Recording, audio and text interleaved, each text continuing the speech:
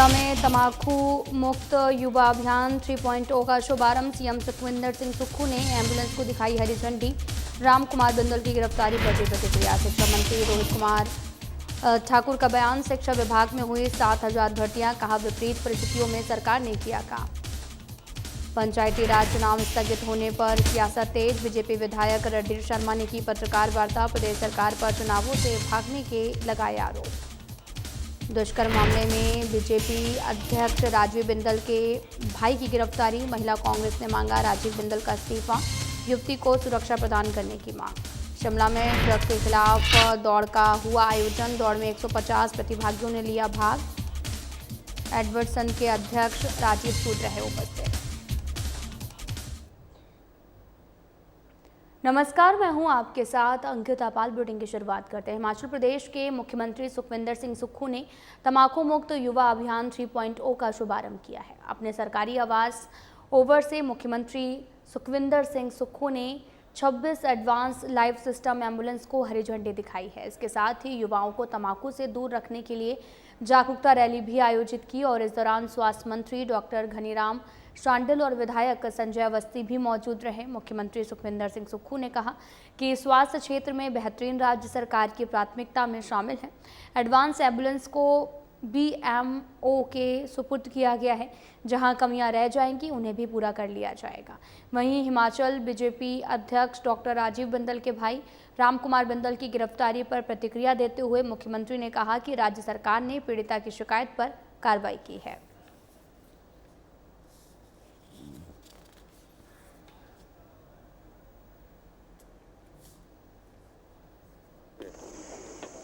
हमने कहा है कि जो हेल्थ का सेक्टर है उसकी प्रायोरिटी हमारी सरकार की है और निश्चित रूप से अभी हमने 200 डॉक्टरों की भर्ती की, स्पेशलिस्ट की भर्ती की, मेडिकल टेक्नोलॉजी को आगे बढ़ा रहे हैं और ये लेटेस्ट एडवांस्ड 26 एम्बुलेंस सारे विभिन्न BMO ऑफिस में भेजी गई है और सब जगह अब हमारे जो एम्बुलेंसेज है एडवांस उसमें कुछ जगह अगर कहीं रह गई होगी तो उसको भी पूरा किया जाएगा और युवा नशे से दूर रहे, तंबाकू से दूर रहे। इस सिलसिले में एक आज जागरूक रैली का भी आयोजन किया गया है और उस आयोजन के माध्यम से युवाओं को तंबाकू मुक्त और नशे से मुक्ति के लिए इस प्रकार का आयोजन आज किया गया है। हिमाचल प्रदेश के शिक्षा मंत्री रोहित ठाकुर ने कहा कि कांग्रेस सरकार के कार्यकाल के 3 साल पूरे होने जा रहे हैं। इस दौरान सरकार ने विपरीत परिस्थितियों में भी हर विभाग और हर क्षेत्र की बेहतरीन काम किया। उन्होंने बताया कि शिक्षा विभाग में अब तक 7,000 नियमित भर्तियां की जा चुकी हैं। इनमें JBT से भी लेकर कॉलेज कैडर के प्रिंसिपल तक की नियुक्तियां शामिल हैं। मंत्री ने कहा कि कई पदों पर हजारों नई भर्तियां जल्द ही की जाएंगी। साल 2022 में प्रदेश में 350 ऐसे स्कूल थे जहां कोई शिक्षक नहीं थे, लेकिन अब इनकी संख्या 100 से कम रह गई है। इसी तरह सिंगल टीचर स्कूलों की संख्या 3,600 से घटकर करीब 2,000 रह गई है। उन्होंने कहा कि राज्य में शिक्षा की गुणवत्ता में स्पष्ट सुधार हुआ है और आज हिमाचल प्रदेश पूर्ण साक्षर राज्य बन गया है। इसके साथ ही शिक्षा मंत्री ने कहा कि हालिया आपदा से हुए नुकसान पर केंद्र सरकार से कोई खास मदद नहीं मिली है, जबकि राज्य सरकार को केंद्र से सहयोग की उम्मीद थी। उन्होंने कहा कि विपक्ष केवल राजनीति तक सीमित है।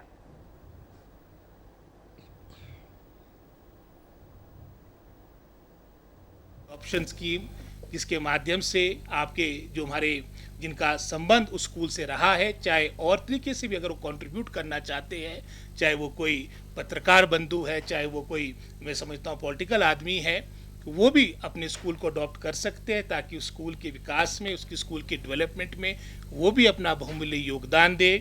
मुख्यमंत्री बाल पौष्टिक योजना, ड्रेस कोड, ऐसे बहुत से निर्णय लिए गए जिसके माध्यम से आप जानते हैं कि इन 3 वर्षों में जो आपके सर्वेक्षण एक समय में पिछली सरकार के कार्यकाल के दौरान विशेषकर जो आपके नेगेटिव सर्वेक्षण आ रहे थे, निराशाजनक सर्वेक्षण आ रहे थे, उसमें भी सुधार आपको देखने को मिलेगा। जहाँ 2021 में आपने देखा होगा 2021 में जो आपका नेशनल असेसमेंट सर्वे का जो सर्वेक्षण की रिपोर्ट आई थी उसके अनुसार जहां अतीत में हिमाचल प्रदेश हमेशा टॉप 5 स्टेट्स में गिना जाता था, हम 21वें स्थान पे पहुंच चुके थे।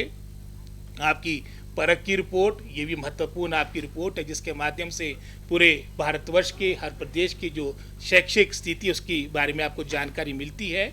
उसमें भी आप 8वें स्थान पे पहुंच चुके थे। आपका, मैं समझता हूँ, 8th का स्टूडेंट आपका 3rd का सिलेबस पढ़ने में असमर्थ था, और ये आज हम सब के लिए एक खुशी की बात है, एक प्रसन्नता का विषय हम सभी प्रदेशवासियों के लिए कि आज NAS की रिपोर्ट में जहां हम 21वें स्थान पे थे, अगर हम स्टेट्स की बात करेंगे हमारी रैंकिंग नंबर 3rd है। अगर हम यूनियन टेरिटरीज को इंक्लूड करते हैं तो हमारी रैंकिंग 5th आती। और ये किसी व्यक्ति विशेष या किसी, मैं समझता हूँ, स्वयंसेवी कोई NGO की रिपोर्ट नहीं, गवर्नमेंट ऑफ इंडिया की रिपोर्ट है, क्रेडिट रिपोर्ट है। पंचायती राज चुनावों को स्थगित करने के फैसले को लेकर बीजेपी सरकार पर हमलावर है।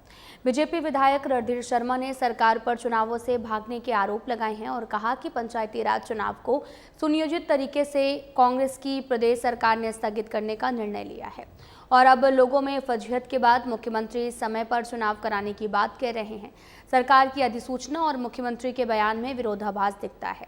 बीजेपी प्रदेश मीडिया प्रभारी और विधायक रणधीर शर्मा ने शिमला में पत्रकार वार्ता कर कहा कि कांग्रेस पार्टी को पता है कि अगर पंचायत का चुनाव होगा तो वह जीत नहीं पाएंगे, इसलिए चुनावों को आगे टाला गया है। डिजास्टर मैनेजमेंट एक्ट का सहारा लेकर सरकार चुनावों को स्थगित करने की बात कह रही है। उपायुक्तों से पत्र लिखवाकर चुनावों को टालने की मांग की गई है, जबकि हमीरपुर जिला, जहां केवल एक सड़क यातायात के लिए आपदा में बाधित हुई है, वहां के उपायुक्त पत्र लिखकर चुनाव को पोस्टपोन करने की मांग कर रहे हैं, जो अपने आप में बेहद विचित्र स्थिति है।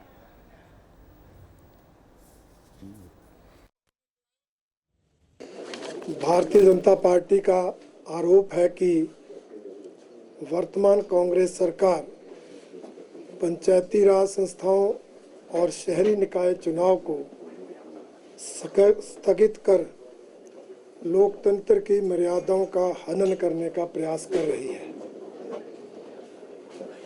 पहले शहरी निकाय चुनाव को टालने की कोशिश की गई और अब पिछले कल हिमाचल प्रदेश के अनेक जिलों के उपायुक्तों से पत्र मंगवाया गया कि वो उसमें लिखें कि उनके जिले के हालात आपदा के कारण ठीक नहीं है, रोड नेटवर्क सुचारू रूप से चला नहीं है, इसलिए अभी चुनाव कराना व्यावहारिक नहीं है। 4 ही उपायुक्तों के पत्र सचिव पंचायती राज के पास पहुंचे और उसके तुरंत बाद आनन फानन में डिजास्टर मैनेजमेंट सेल द्वारा आपदा प्रबंधन प्रकोष्ठ के माध्यम से आदेश जारी कर दिए गए। सोलन में गिरफ्तार बीजेपी प्रदेश अध्यक्ष राजीव बिंदल के भाई रामकुमार बिंदल की गिरफ्तारी के बाद में हिमाचल महिला कांग्रेस ने नैतिकता के आधार पर हिमाचल बीजेपी अध्यक्ष राजीव बिंदल का इस्तीफा मांगा है। साथ ही युवती को सुरक्षा देने की मांग की है। महिला कांग्रेस ने इस मुद्दे पर बीजेपी नेताओं और नेत्रियों की खामोशी पर सवाल खड़े किए हैं और कहा कि बीजेपी केवल नारों में ही महिला बचाओ की बात करती है, लेकिन वास्तविकता बिल्कुल अलग है।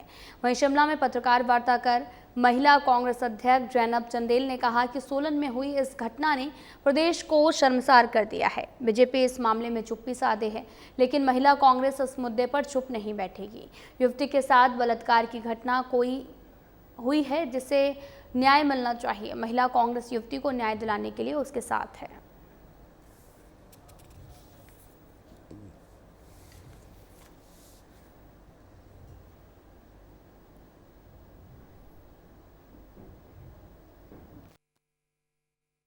देखिए, अभी पुलिस ने FIR की है, साक्ष्य होंगे तभी की है।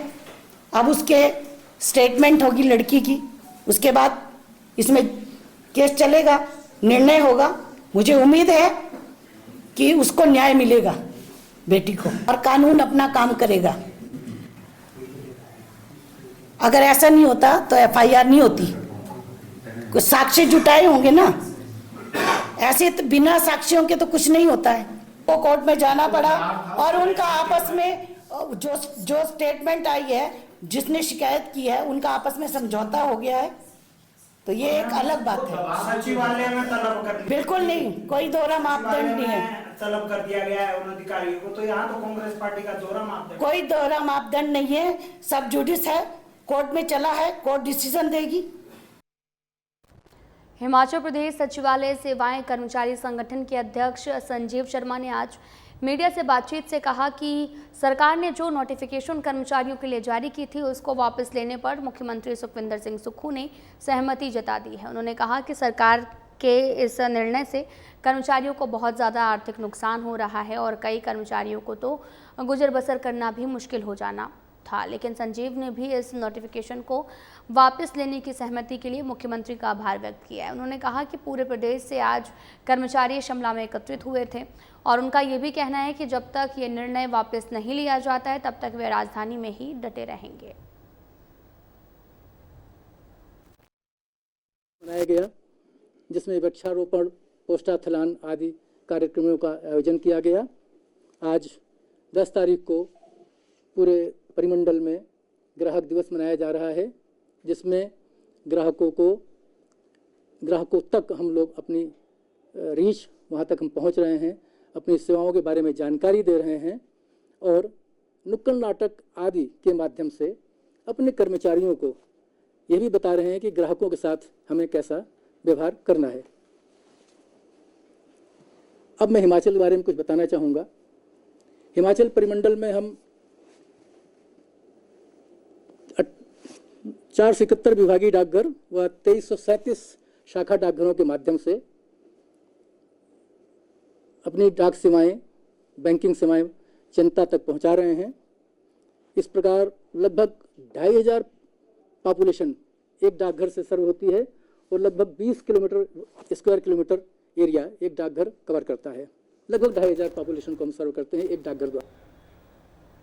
शिमला में एडवर्ड्स स्कूल द्वारा ड्रग्स के खिलाफ एक दौड़ कार्यक्रम का आयोजन किया गया, जिसमें एडवर्ड्स संघ के अध्यक्ष राजीव सूद मुख्य रूप से उपस्थित रहे। दौड़ की शुरुआत हाईकोर्ट से हुई और स्कूल ग्राउंड में समाप्त हुई है और इस दौड़ में लगभग 150 प्रतिभागियों ने भाग लिया है। वहीं संघ के अध्यक्ष राजीव सूद ने कहा कि एडवर्ड स्कूल के 100 साल 9 मार्च 2025 को पूरे हो चुके हैं और तब से अनेकों कार्यक्रम का आयोजन स्कूल द्वारा किया गया, जिसमें मुख्य रूप से फुटबॉल, क्रिकेट, बास्केटबॉल और दौड़ प्रतियोगिताएं हैं।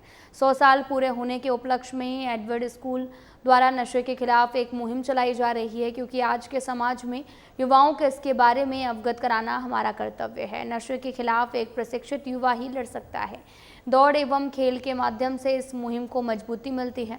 इसके साथ ही बताया कि 100 साल पूरे होने के उपलक्ष्य में 11 से 13 अक्टूबर तक एडवर्ड संघ द्वारा अनेक कार्यक्रम का आयोजन किया जा रहा है।